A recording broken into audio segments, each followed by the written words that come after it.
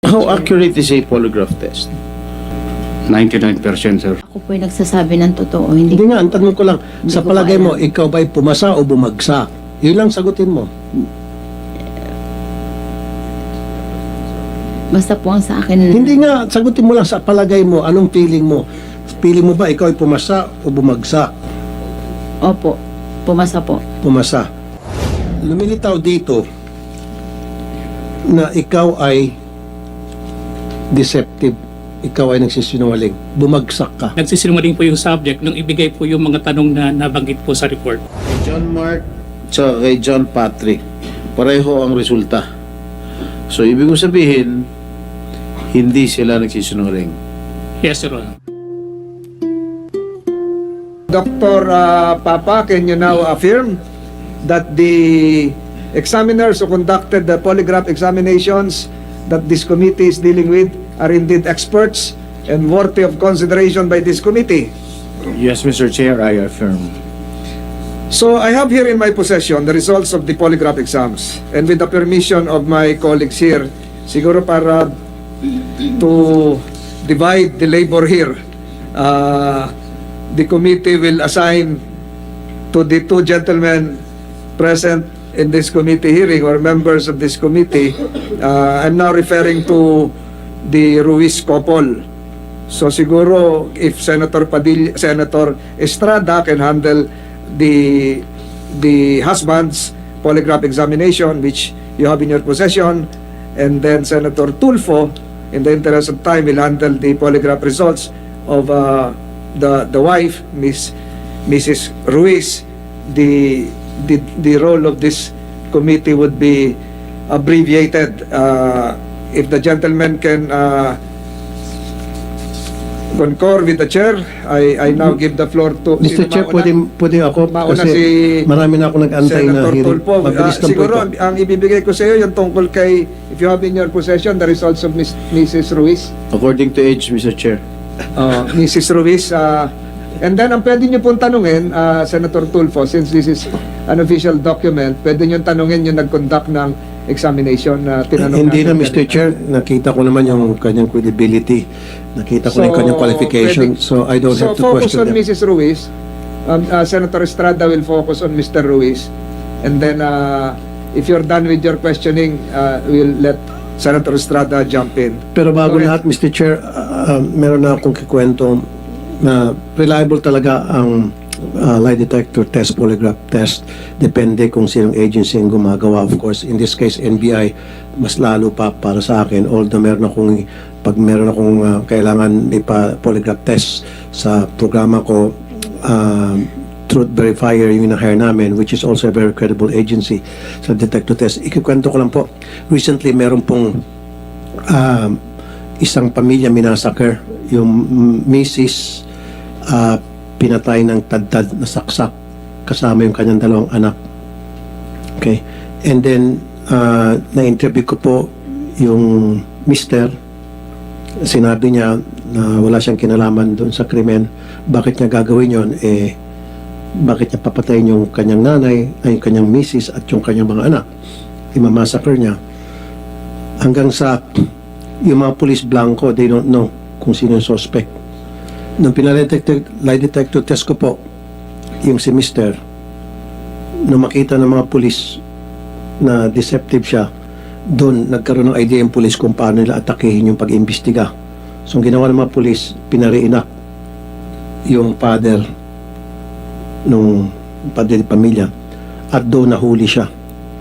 And because of the lie detector test, inamin ng kapulisan nang dahil po sa inyo, Mr. Tulfo, nung hinamon mo ng lie detector test si Mr. at pumayag, doon namin siya nakahon. Pero kung hindi dahil sa lie detector test, hindi namin siya makahon dahil sobrang kasinungalingan parang ginagawa nito. Kumbaga, matindi sa pagsisinungaling yung Mr. kasi palagi niya sinasabi, bakit ko imamasaker yung misis ko at dalawang anak ko? Why would I do that? Hindi pa naman ako si Raulo. Pero dahil sa lie detector test, nakahon siya. Now, having said that, ano sa palagay mo, pasado ka o hindi? Hula mo. Ako po ay nagsasabi ng totoo. Hindi Hindi nga, ang tanong ko lang, Hindi sa ko palagay pa mo, ikaw ba'y pumasa o bumagsak? Yun lang sagutin mo. Basta po ang sa akin, Hindi nga, sagutin mo lang sa palagay mo, anong feeling mo? Feeling mo ba ikaw ay pumasa o bumagsak? opo, pumasa po. Pumasa. Tulfo, matanong ko lang with your indulgence. Nung po kayo ay sumailalim sa lie detector test, kasama po yung inyong mga abogado?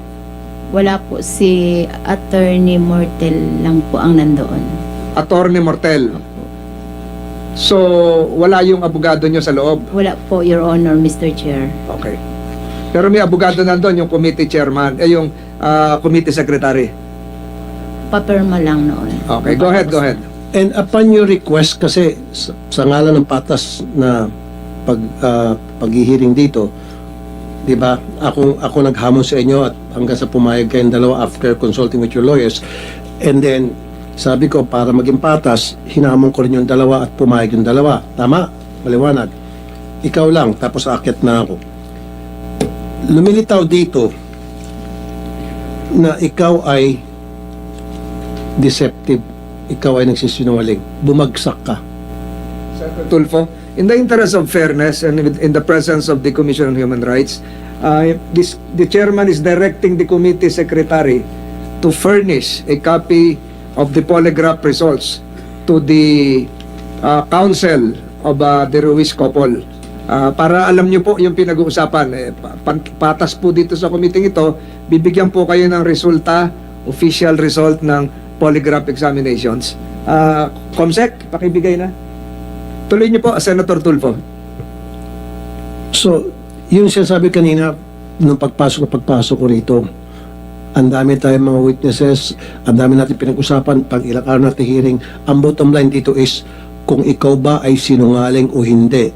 Ito na yung end game para sa akin. Kaya akit na ako after this, hindi na ako atin sa masusunod na hearing because for me, nandun yung satisfaction ko to prove for me and to everybody here na ikaw ay from day one nagsisinungaling at tama lang na ikaw ay nakulong sa baba at ang gusto ko mamaya pati ito mga kulong.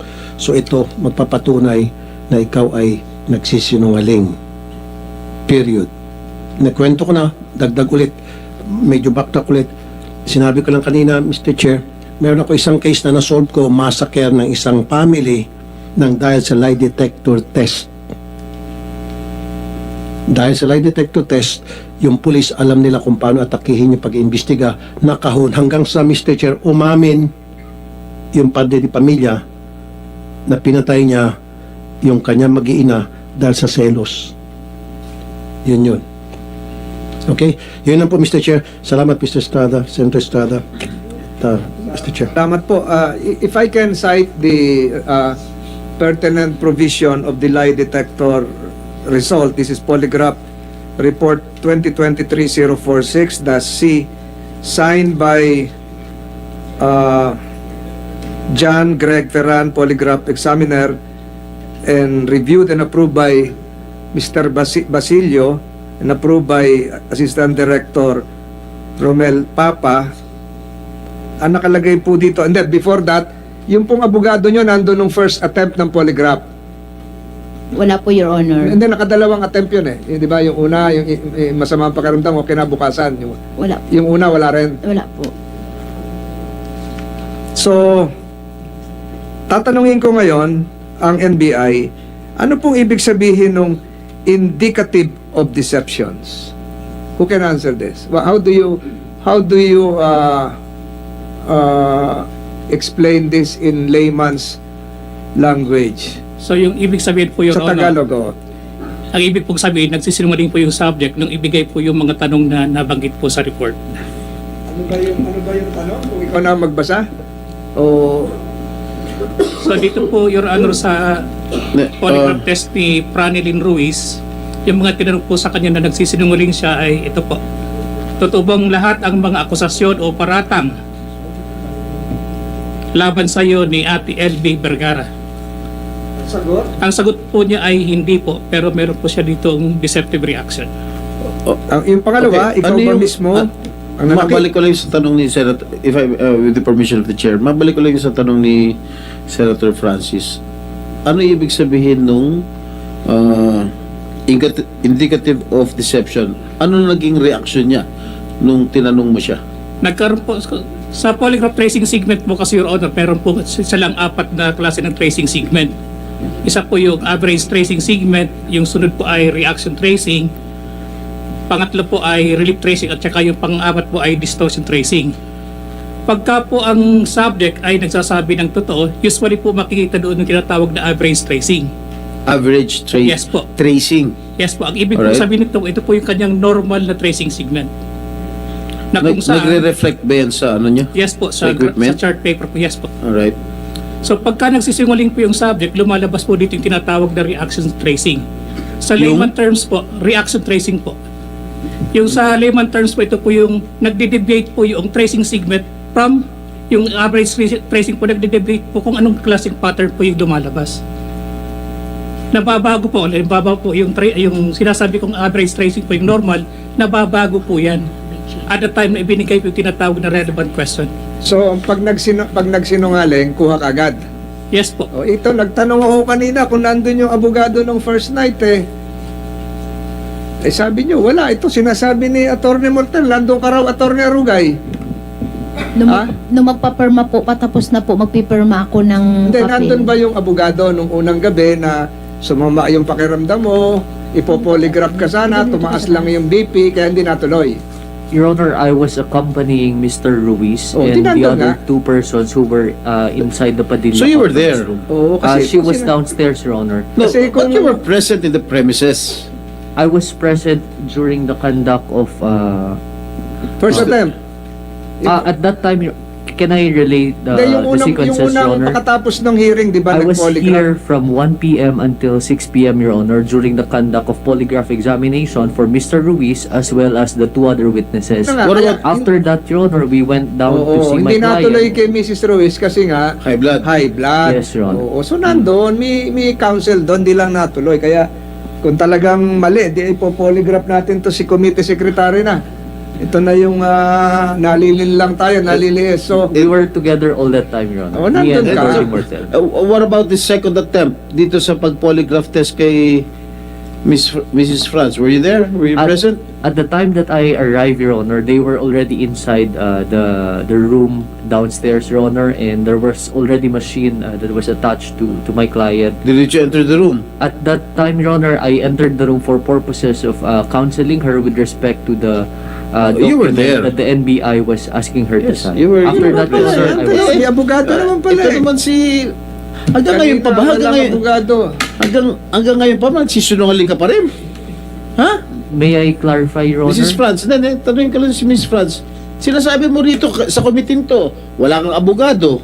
Nung kinundak yung polygraph test sa iyo, pala nandun si attorney. Your Honor, Mr. Chair, nung pagsimula po namin wala si attorney, nagpapirma lang po siya, Your Honor and Mr. Chair, saglit lang po siyang oras, umalis din po agad. Ay, hindi ka na kasalanan na umalis yung abogado mo. Basta nandun yung abogado mo.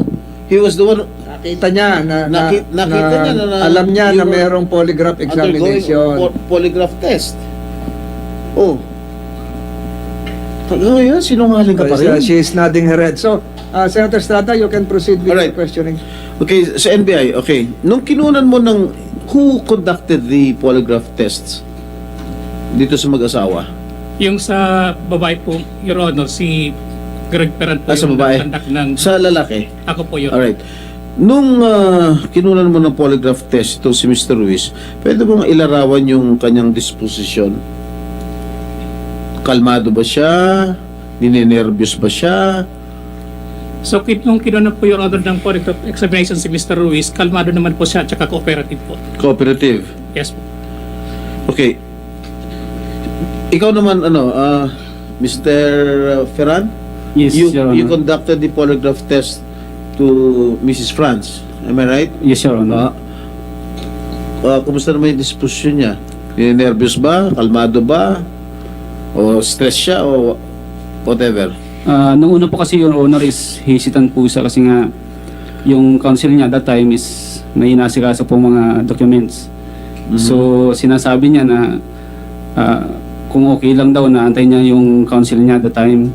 Pero Ano? sinabi niya po, Your Honor, na antayin niya daw muna po yung counsel niya that time. Did you wait for the lawyer? Si Atty. Morton naman po nag-confirm na sumasang-ayon naman po yung council na i-undergo po ng polygraph examination si Miss Franz. But Mrs. Franz. did the lawyer witness the conduct of the polygraph test? Yes, Your Honor. Kasi alam po niya Was naman there? Itong si Attorney Rugay was there? Present there? na-inform po sa ni Attorney Mortel. At the same time, nagsabi lang sa na may asikason pong mga document. Pero nag-confirm naman sana okay lang naman po na i-undergo po namin ng polygraph examination that time po, Your Honor. No. Was he physically present? Yes, Your Honor. During? During actual examination, no po, Your Honor. But ang sabi ni Attorney Rugay, pumasok daw siya sa kwarto. Opo, Your Honor. Pumasok po sa... Did you see Pero, him- did you see him enter the room? yes, Your Honor. What did he do? Did he witness it? May pinasay na lang po sa Your Honor ng mga documents kay Miss And then he Franz. left. And he left po, Your Honor. So without witnessing it?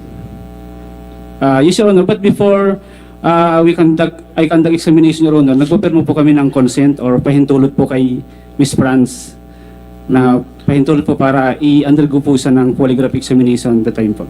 Okay. So ibig sabihin dito sa resulta mo, Franelin Ruiz polygraphs indicated to the examiner that responses indicative of deceptions occurred at the following relevant questions, etc., etc. Napaliwanag mo sa amin kay Senator Tolentino ano ibig sabihin yung ng indicative of deception. So ibig mo bang sabihin nagsisinungaling si Ginang Franz? Yes, Your Honor. Mr. Viterbo, ikaw nag-ano kay Mr. Ruiz. Yes, Your Honor. So, ibig sabihin, nagsisinungaling sila. Si Mr. Ruiz. Yes po.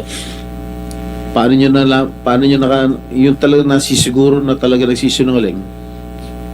During the actual examination kasi, Your Honor, we conducted 3 series of the polygraph examination upon the subject. As ganun po rin kasi yung procedure sa paggamit ng computerized polygraph system, dapat po 3 series.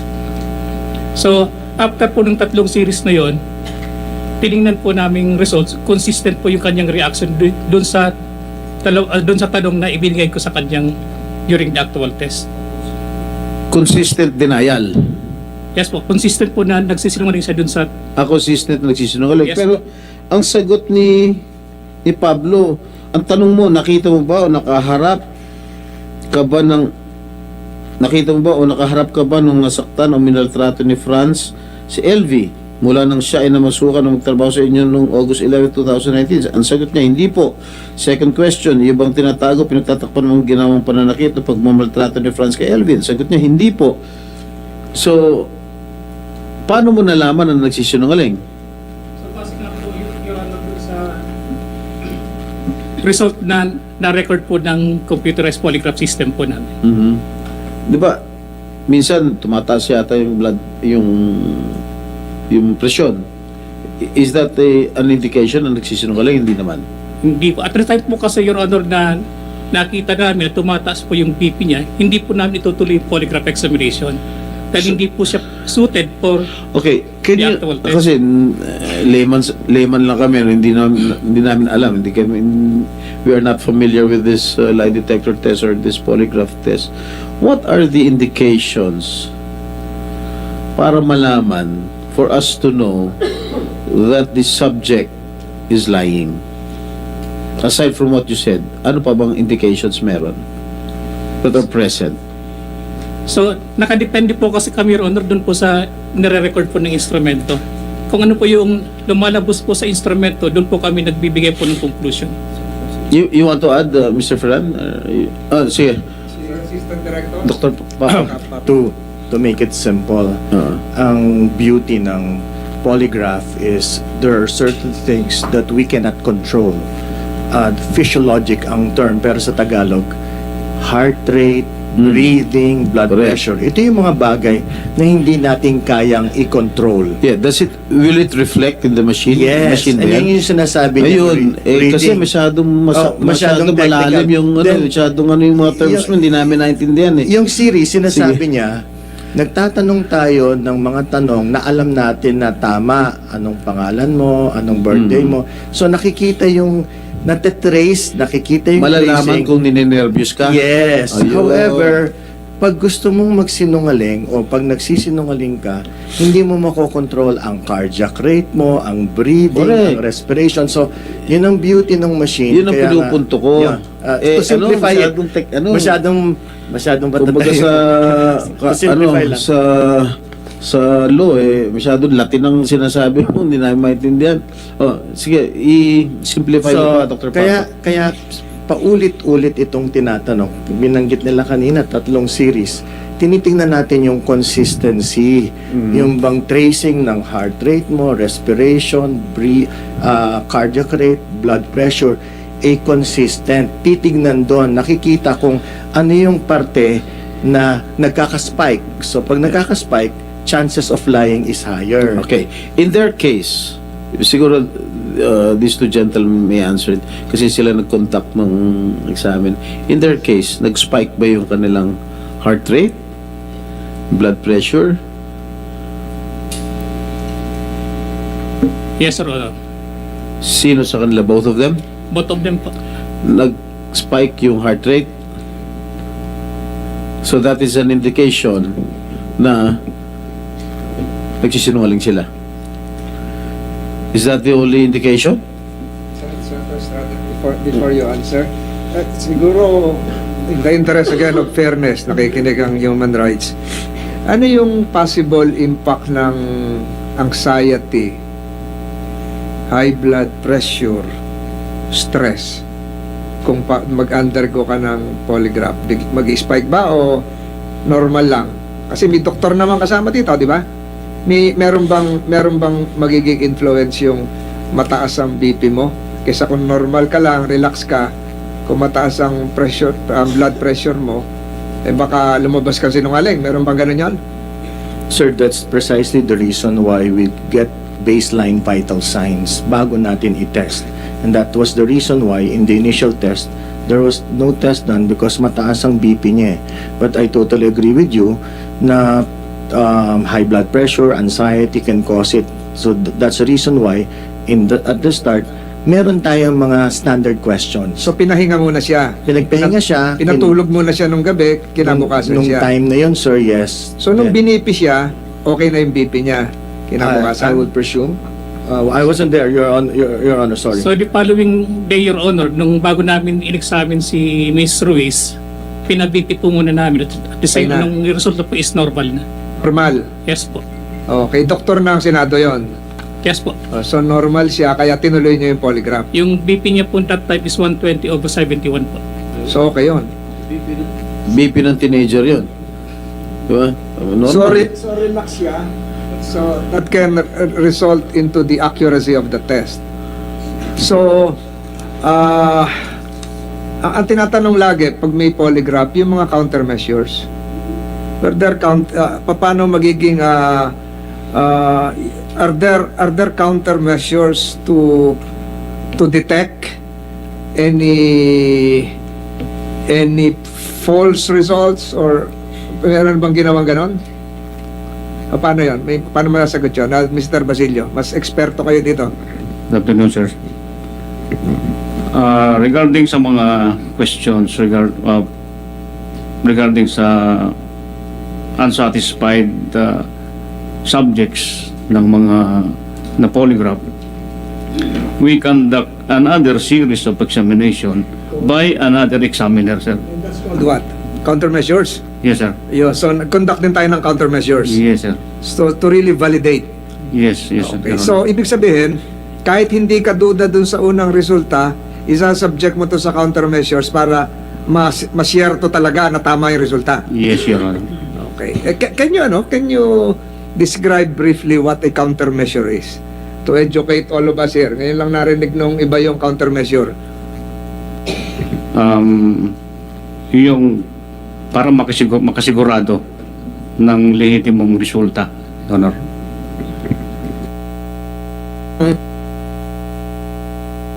Babalanse. Para kung meron duda, ito yung makakapagpasigurado.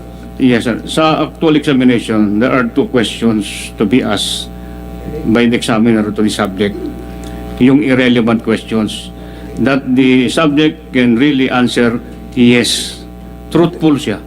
Pangalan mo? Pangalan, place of birth, date of birth. Then the other one is the relevant question related dun sa issue in question. Okay. The third? So, kung meron tayong mga resulta na, makikita rin siya yung diferensya ng bawat isa. So, truthful versus lying. Makikita rin siya because of the irrelevant questions and the results in the relevant questions. Paano papasok ngayon yung countermeasure? Pangatlo?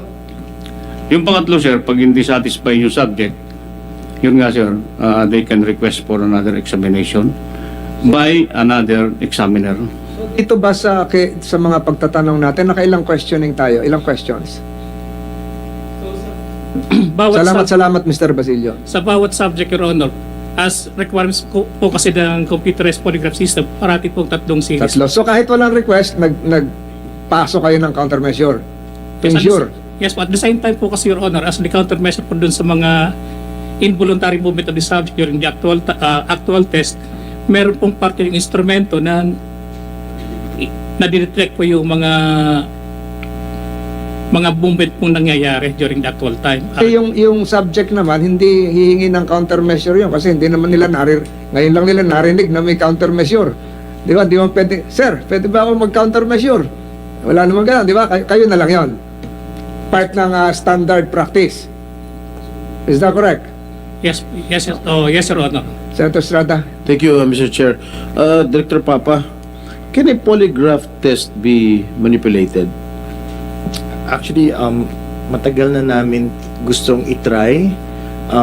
We wanted to make a study sa Bilibid kasi yung mga known felons magagaling magsinungaling eh. So, dito sa NBI, so far, well, in my experience with the forensics, wala pa akong nakita nag-manipulate eh. Pwede siguro, no? Pwede kung iinom ng sedative. Kaya nga, tinatanong namin ito eh, meron ka bang mga gamot na ininom? Kasi pag sedated ka, hindi basta-basta mag-i-spike ang heart rate mo, ang cardiac rate, tinatanong namin yon. So far, sir, sa experience namin ni Lito, been with the Bureau for 29 years, wala pa akong nakita o nadinig na nagmamanipulate. Pero sa tingin namin, may pagkakataon, hindi siya imposible, pero mahuhuli mo kasi nga, pag hindi kami sa resulta, pwede namin ulitin siya. Pwede namin siya Matanong ko, ulitin. Mrs. Ruiz, pinainom ka ng gamot bago polygraph? Walang gamot. Wala po. 2 bisis lang ako inulit na in-examine. Yung Pinalitan nila mga yung pagbababa aparato sa ng kamay. BP, hindi ka pinainom? Bababa ng blood Wala pressure? po. Wala. Hindi ka binigyan ng Senate doctor Wala ng... po.